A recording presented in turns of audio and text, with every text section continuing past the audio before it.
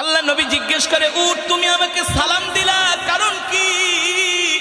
উট বলে, ওগো নবী, আপনি শুধু মানুষের নবী না, আপনি আমারও নবী।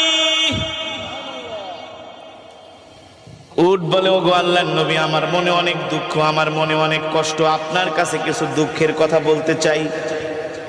কি বলতেছে উট? কে বলতেছে?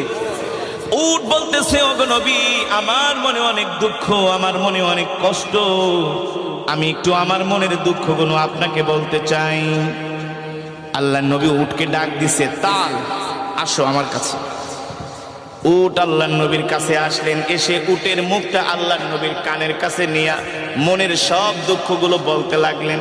আর উটের চোখ দিয়া ঝরঝর করে পানি পড়তেছে। উট বলে, ওগো আল্লাহর নবী, দেখেন আমার বয়স হয়ে গেছে, আমি আগের মতো বোঝা বাইতে পারি না, আগের মতো আমি বোঝা বহন করতে পারি না, এই কারণে আমার মালিক আমাকে ঠিক মতো খাওয়া দাওয়া দেয় না,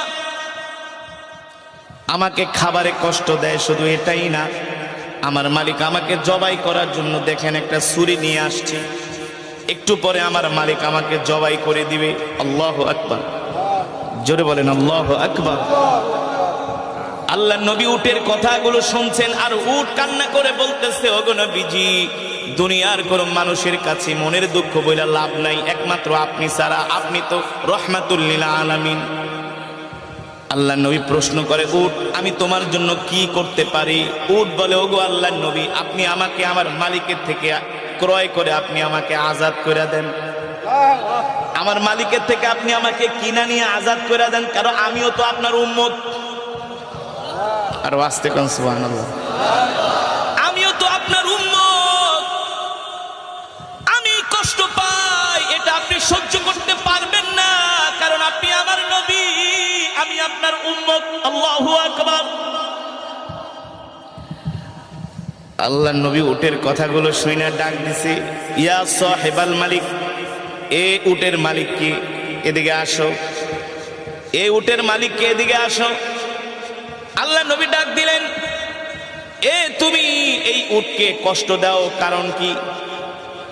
উটের মালিক বলে, উটকে আমি কষ্ট দেই, এটা আপনি আবার কিভাবে জানেন? সুবহানাল্লাহ। তুমি উটকে ঠিকমতো খাবার দাবার দাও না, তুমি উটকে কষ্ট দাও, তাকে তুমি জবাই করে তোমার আত্মীয় স্বজনকে খাওয়াই দিবা। উটের মালিক বলে, আমি যে উটকে জবাই করব, উটকে খাবার দেই না, এই কথা আপনাকে কে বলছে? সুবহানাল্লাহ। রহমাতুল লিল আলামিন বলে, তুমিও বলো নাই, দুনিয়ার কোনো মানুষও বলে নাই, উট আমার কানে কানে বলছে। আরে উট আপনার কানে কানে বলছে, আপনি জানেন কিভাবে? বলে, আমি যদি না জানি তাহলে নবী হলাম কিভাবে? আমি যদি না জানি আমি নবী হলাম কিভাবে? ওই উটের মালিক ছিল একজন ইহুদি, কুখ্যাত ইহুদি, যে ইহুদিরা এখন ফিলিস্তিনে মুসলমানদেরকে মারতেছে, ঠিক কিনা বলেন? ইহুদিরা আগের থেকেই ওরা হলো পাপিষ্ঠ জাতি, মানুষকে এমনকি অন্য কোনো প্রাণীকেও তারা হত্যা করতে, কষ্ট দিতে তারা দ্বিধা করে না। উটের মালিক বলে, মুহাম্মদ, এ মুহাম্মদ, আমি উটকে